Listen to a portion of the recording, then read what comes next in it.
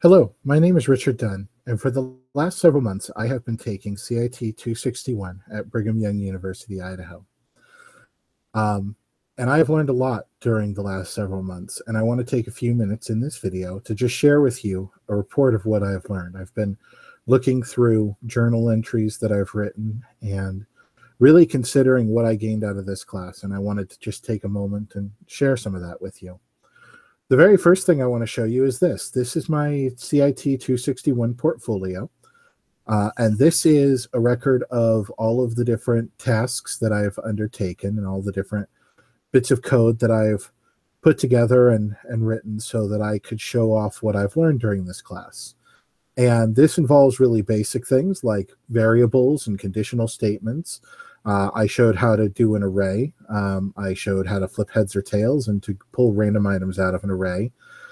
I learned things like audio, video, and canvas tags. This was actually my favorite because I love embedding videos and things, and I got to put a tasty video in there and some of my favorite music, and I really enjoyed that. I learned how to do animations and transforms and all these other different little triggers that all these little things that will make a website pop and make it look really professional. But that, I would say to you, is, and these are important things that I've learned, but these, of all the things that I've learned in this class over the last semester, are possibly the less important things that I've learned. I want to take a few minutes and talk about the really important things that I learned. And the very first and very most important thing that I learned is right here. Now, first of all, I want to say this was actually my second time taking CIT 261. I took it last semester. I got about halfway through the course, realized that I believed that I had no chance in actually passing the class, and went ahead and dropped it. And this right here is part of why. It says, during weeks 1 through 10, you should reach a fluency level of basic in the following 13 topics. You start off with no fluency level. So we have here a list of 13 topics that we had to get at least a basic level of understanding in, with no schedule, no organization, just go and learn these things. And that was not something that I thought I could do. That was a very unstructured sort of task, a very sort of self-paced, self-managed sort of task. I am incredibly ADD and frankly don't deal with that sort of thing very well. And so last semester I got halfway through it, realized I had done virtually nothing, didn't think I could possibly make it through, and so I gave up. And that started to happen again this semester. For the first several weeks of the course, I kept getting distracted. I have a 1-year-old, and a calling in the bishopric, and all these other things that demanded my attention. And I came to a point a couple weeks in where I looked and said, oh no, it's happening again. I'm not good at being self-motivated. I'm not good at not working on a schedule. And so you know what I did? I learned how to be self-motivated, and I learned how to work without a schedule. And that is, I think, possibly the most important thing that I've learned from this class, because look, I did it. I got through all of these, and I got through all of them before week 10. And that meant learning how to be organized, and that meant learning how to sit down and work and to push off all those distractions and say, no, the baby is going to have to learn how to go to bed with mommy instead of with daddy. And I made it happen. Life is unstructured. Life is unorganized. And sometimes the only organization that we get in life is the organization that we forcibly create through our own will.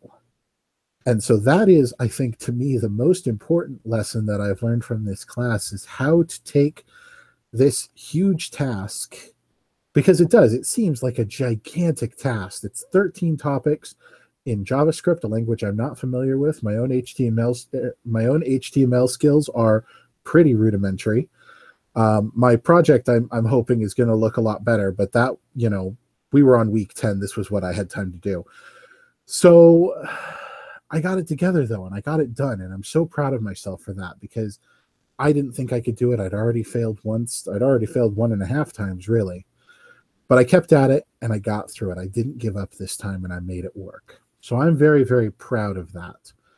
And I learned how to research. I learned how to go find websites and look into the code and, pull up the console, the Control Shift J on Chrome so that you could see, what the different things were, and sometimes even save a website to my hard drive and pull up the HTML so that I could just dig through and look at how certain things were done.